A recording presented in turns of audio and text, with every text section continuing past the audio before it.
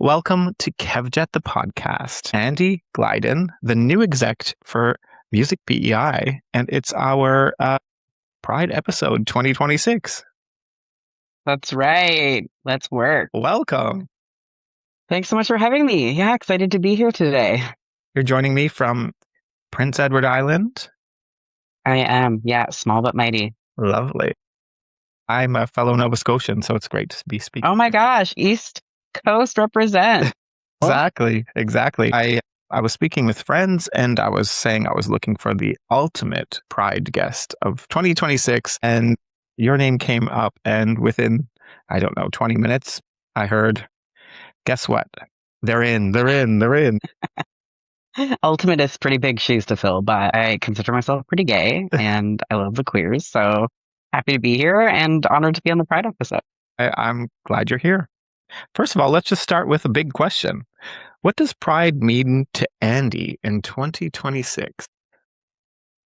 I think Pride, it means like a number of different things. Kind of we're at this interesting time, one way to call it, but you know, I saw a play this past weekend, actually, and it was about the Toronto bathhouse raids in 1981. And it did have me reflecting on what pride means.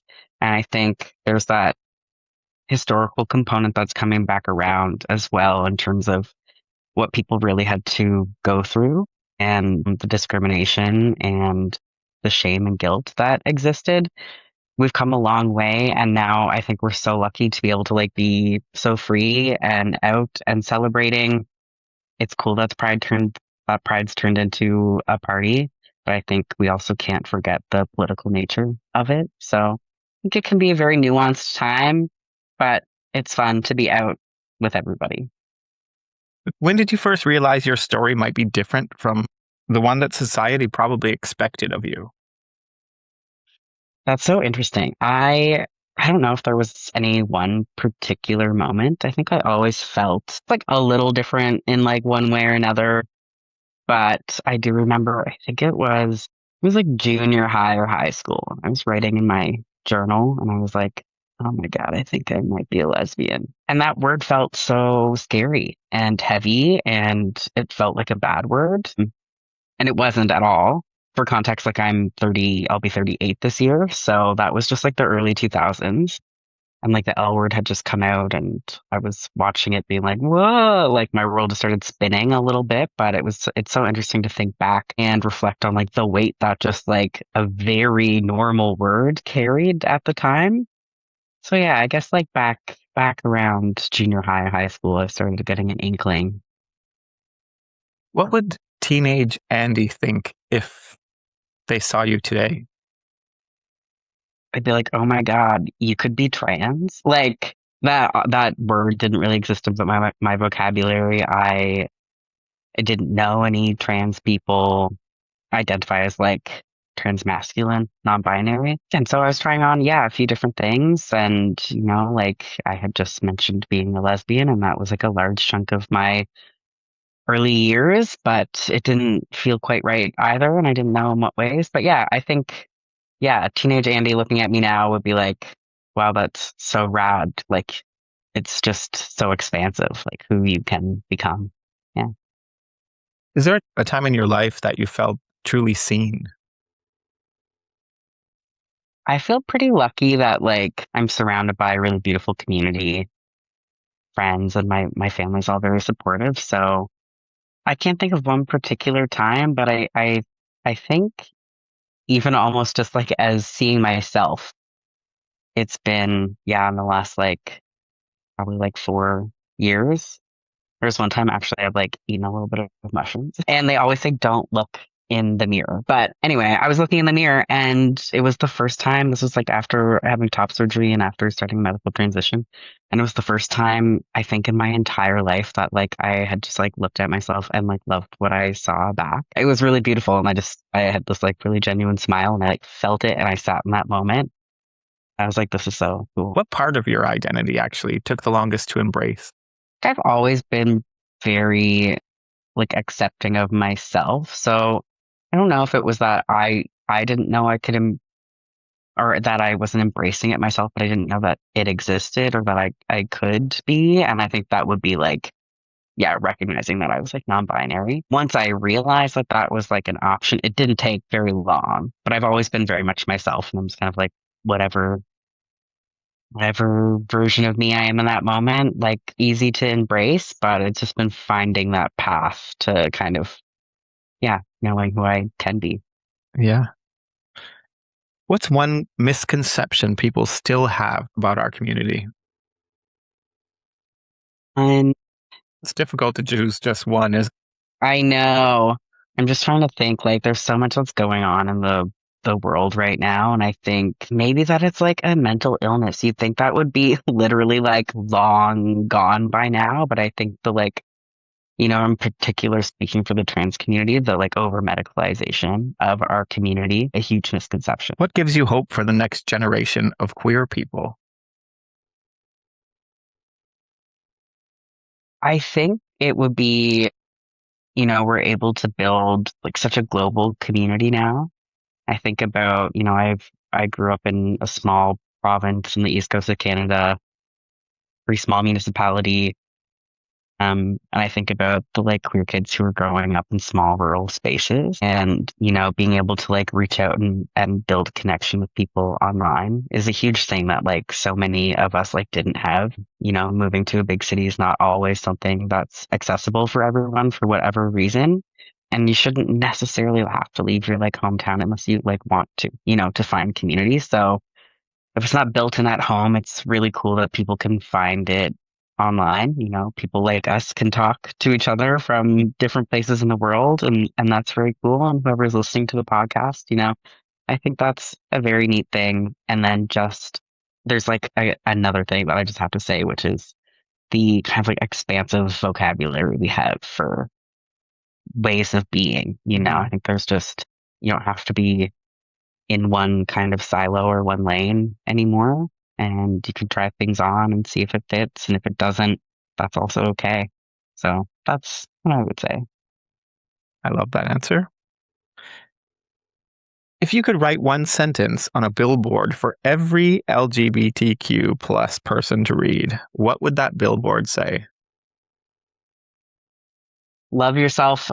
It feels cliche, I think, but you know, there's there's so many times where it can feel easy to get caught up in like the negative messages or comparing yourself to others, even other queer people. As a trans person, I have to very much be like, yeah, don't compare yourself to like cis men, like the who you are and the body you're in and the way you move through the world is valid and it's enough, so all of that too. I would say also like if I could put up a billboard for straight people, it would just be like, you don't have to like understand me to respect me. Mhm. So true. That is so true. Because my next question is touching on pronouns, because so many questions come around the pronoun conversation. So if you're trying to describe your pronouns to someone who doesn't understand quite what you mean when you say they and them and why that's important to you, how do you have that conversation? Yeah, I have had to have that conversation many times. I think now that I'm at the place I'm at, my transition, I feel less like, I don't know if like hurt's the right word. It feels like a little over exaggerated, but like it always stung a little bit when people misgendered me, even if it was like unintentional or a mistake or whatever.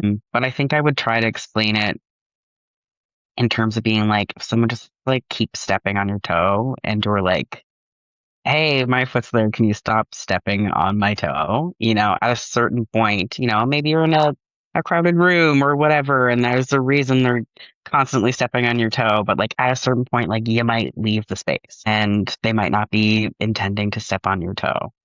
I don't know. That's kind of like a metaphor, but it does go back to kind of what I said, which is like you don't need to understand it to respect it. It's practice. It's also totally okay if you make a mistake.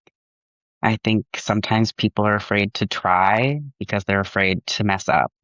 But when someone, even if they accidentally call me the like wrong pronoun and then they say, sorry, I mean they, just that act of correcting themselves and acknowledging it and moving on is like hugely important. And like I remember those moments way more. It's really like meaningful when people try.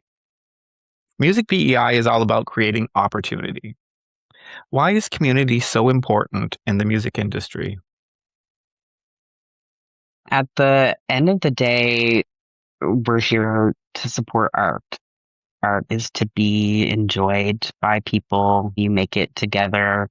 I think the whole act of putting music out, it's never just one person, even if there's like a big name, a main name, like the number of people that contribute to a project to get it out in front of you is huge. Even small indie projects. We need people to show up to listen to music.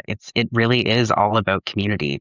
That's why I love the music industry so much, and the music scene in PEI in particular. Is there one magical live moment that you remember most that you've witnessed? Mm.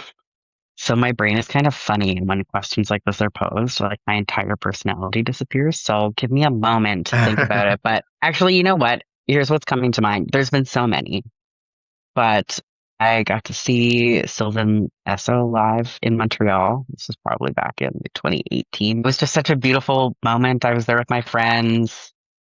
They were on stage. They were like wild outfits. And I guess there's not one particular amazing thing about that other than you're there with friends.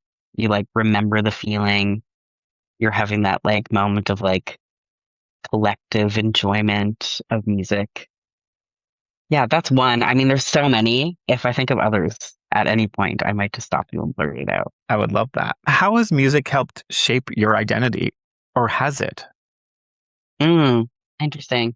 Yeah, I would say it has. I'm not a musician myself, but I have always grown up around music. My parents played so much music. I was just thinking the other day, it was Father's Day yesterday, and so I was over at my dad's and talking about, we kind of go back and forth and like share music. So like I'll play a song and he plays a song, and as we're doing that, it kind of like comes up. I'm like, oh my gosh, do you remember like Mary Chapin Carpenter? Never put that record on in my life of my own volition yet. Like I heard a song the other day and I knew every word. Some things just kind of get baked into your DNA. So true. Um, which is so funny. So yeah, I grew up around music. I started going to live shows probably when I was in like junior high and high school.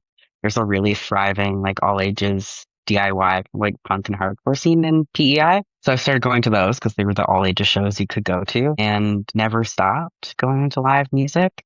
And then, yeah, when I started working at Music PEI, like my journey to get here was not one that was a straight shot through music by any means, but, I had built so many connections with the community already just by being in the scene as a patron of live music, I suppose. So it always felt like a good fit. So it's shaped, yeah, I think my taste and how I, connect with people and connect who likes the same music, and or exploring new music with friends and playlists and all that. So yeah, in many ways it has, I'd say. Good. Why does representation still matter in music? Yeah, it matters immensely, and we're seeing like massive leaps, I think, in terms of representation in the industry.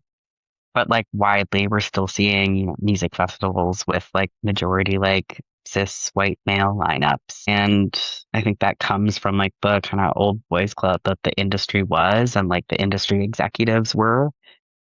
So yeah, I think when you see people, a like you can look at songwriters. I was at the Genos this past March and went to see Bells Larson, and Bells is an incredible trans musician and songwriter and singing songs about their experience being trans, and me being able to be like, oh my gosh, this is like, it's relatable in whatever way. And it doesn't have to be like explicitly, you know, about being trans either, but seeing someone being like, there's nuances to music and lyrics that you can connect with when someone shares like a similar identity or background to you.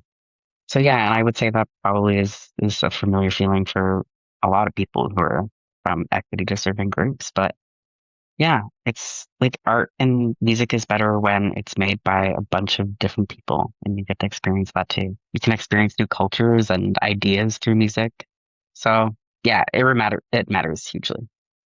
What makes Prince Edward Island's music scene so unique? For a very small place, we punch well above our weight. I think the most unique thing and thing that I appreciate is that it's really the community has a spirit of collaboration over competition. Despite it being small, despite it that meaning like limited resources in terms of funding or opportunities, like people don't seem to be like fighting over them. There's like shared bills and shared projects. I think that's probably something. We also have the Holland College School of Performing Arts, which is a 2-year Berkeley pathway program. They have other connections to other post-secondary schools as well, but it's bringing a lot of folks here from outside of the province and outside of Canada. So it's really helping to like diversify our scene as well. So yeah, If Pride had an official soundtrack this year, what song would it be that you would be having on repeat? I have been listening to Haley Kyoko's new album is great. I don't have like a particular song off of it yet, but it's a great vibe. Once again, similar question to like the Mhm. same moment. I'm like, I don't know. There's so many options, but that's a great record and everyone should have a listen. What's a hidden gem artist everyone should know about right now? Joss Rayon. So Joss is from PEI and is playing a bunch of different festivals in Canada this year and a couple overseas. They'll be having an album out, I believe, in the fall or winter. So everybody should check out Joss. I think they only have 2 songs out right now, but if you get a chance to see them live, they're really incredible. They won the solo duo international blues competition last year, but the music is definitely like for everyone. And the vibe's amazing. So yeah, check out Joss. I'll check it out, that's for sure. Why do you think music has such a powerful connection in queer culture? Yeah, I think it goes back to finding our way like out of the shadows. You know, you look at like queer club culture and, you know, people came out to be together, to meet, to dance, to, you know, the world is a heavy place and you do have to find those places to just kind of like shake that off and be with your people. So I think there, yeah, is a pretty understandable connection between the community and music. Executive director sounds impressive to me, but who is Andy when nobody's watching? Goodness, yeah. Honestly, pretty much the same person that's like in the seat being called executive director. Can't help but just like be myself. I'm pretty like I'm goofy. I love to cook, live on a little beach province, so love going to the beach in the summer. I have 2 cats. I love like a nice healthy balance, reality trash TV. Like I'm sucked into the Love Island of it all as everybody else is right now. And then I also kind of like classy films, just a regular, degular arts admin. Which of your cats is most likely to become famous first? Oh gosh, I can't pick one. They might become famous as a duo. Their names are Simone and Judy. I Simone's love that. my cat from the whole journey of my life. She just turned 15 this month. And then Judy is my partner, Hannah's cat. And so they're both perfect in each of their own ways. Love it. Love it. What's the best meal you've ever cooked?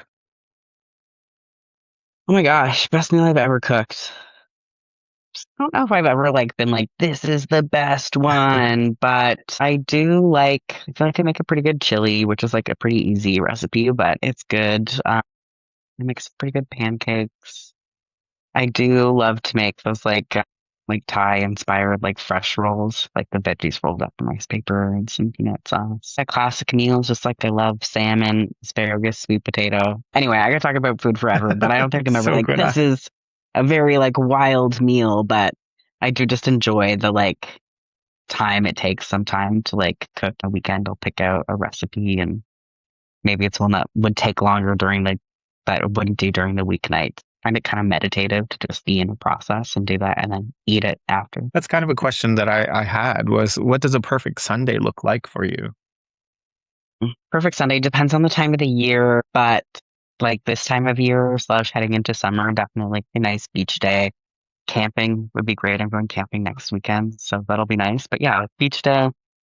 We have a drive-in movie theater that's like out by the beach. The perfect summer Sunday would be time at the beach, like cook a little dinner at the beach, like bring a little stove, and then like close the night out at the drive-in on the way back. That'd be That's making me great. homesick. Yeah, That sorry, doesn't but happen. No. Have you ever had a moment where being completely open helped someone else feel comfortable about being themselves? yeah, I've had people definitely share that with me just over different points in my life. And I don't think it's been like one moment of me being particularly open, but I think as queer people, you don't realize how much power and influence you actually do have over other people's lives when you're living your true authentic self. And like I mentioned earlier, I kind of just like have this like innate capacity to do that. Like I wouldn't know how to move any other way. And I have had people just be like, yeah, you being able to just show up and be yourself has really allowed me to consider other things about myself or my existence or whatever, which is a huge compliment.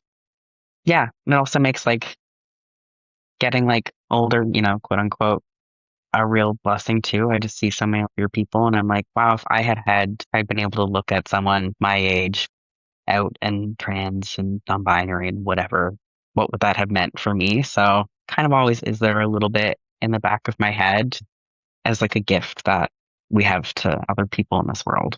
I think it helps straight people too. Just everybody benefits from freedom of expression, not just us. Agreed.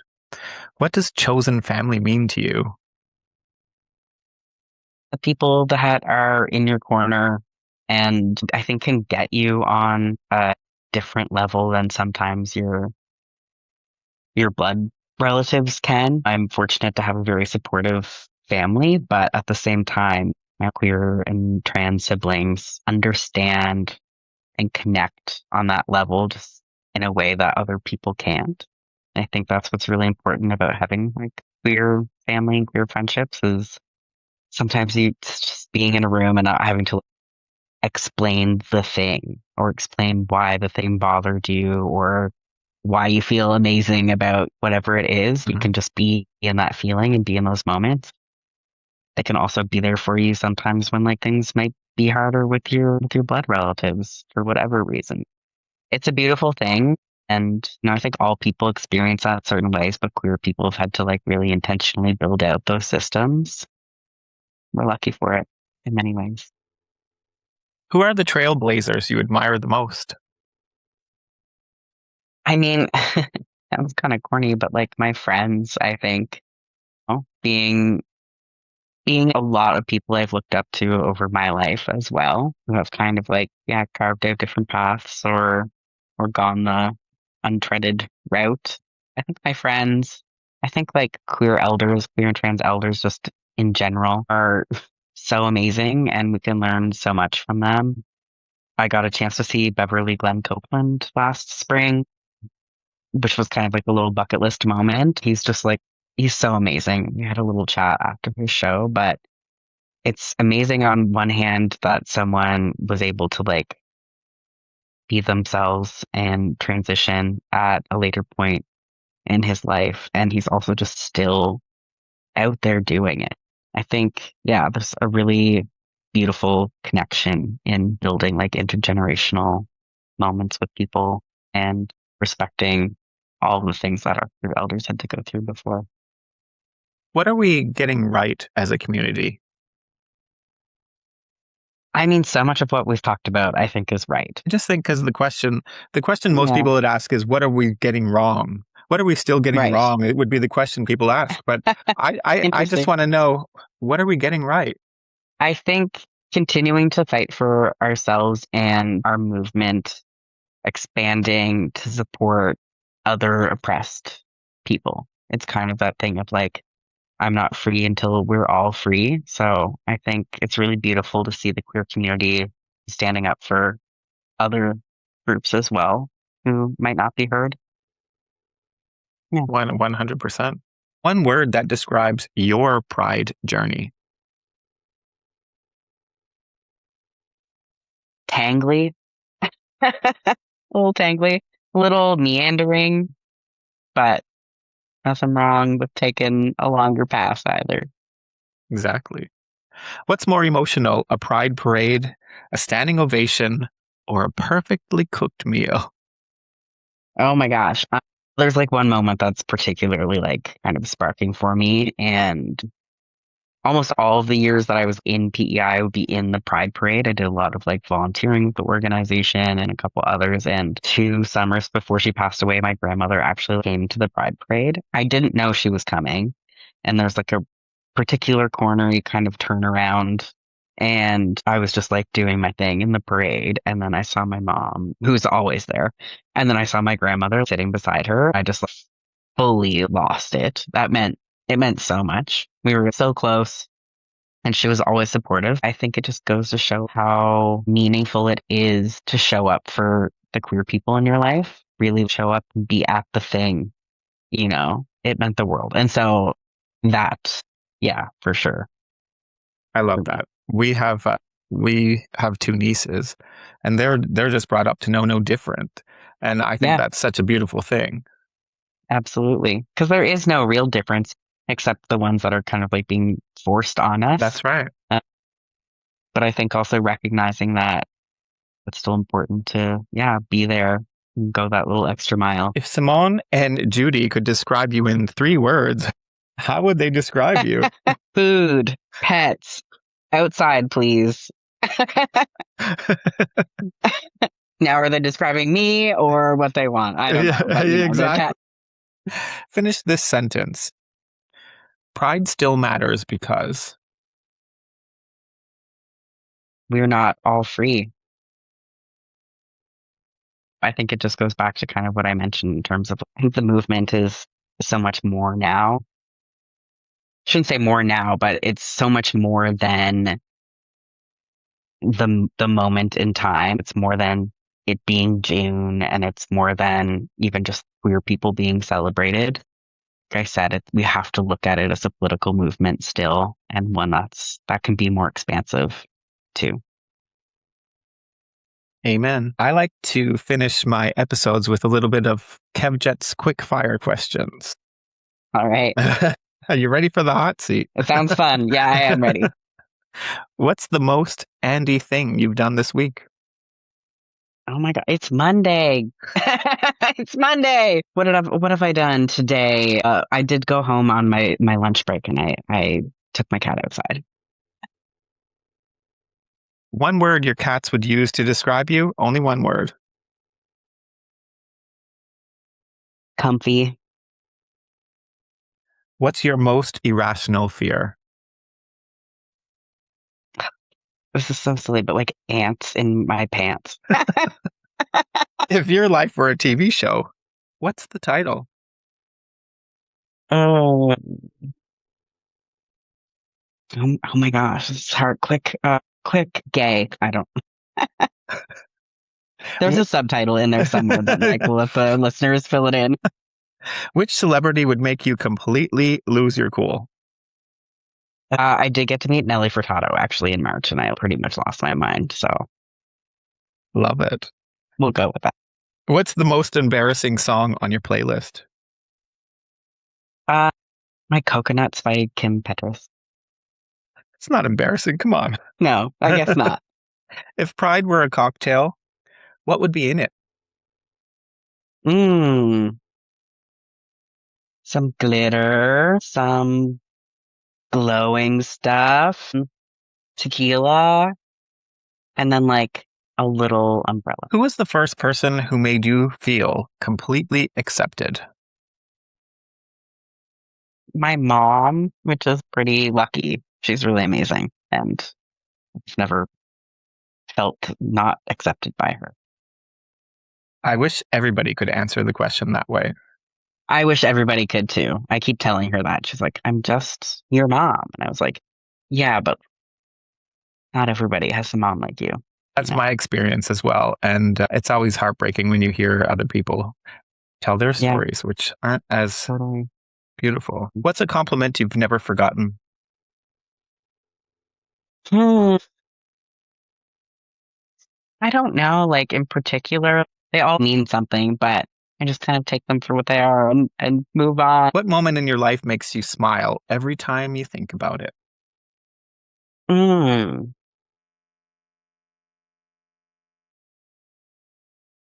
Well, I feel like I'm primed for that little like moment with my grandmother at the Pride Parade for lack of being able to think of something else quicker. Definitely that. Yeah. That was a special moment, that's for sure. Yeah. Who would you call first with really good news? I'd call my mom. Call my mom or my partner, Hannah, depending on if one didn't pick up first. But it's usually mom, Hannah. I FaceTimed my mom last night, and then this morning I woke up and I thought, there were two really big things that are going on in my life that I forgot to tell her. And I was like, when you get up and you're getting ready for work, call Oh, me. So she cute. called me right away. So sweet.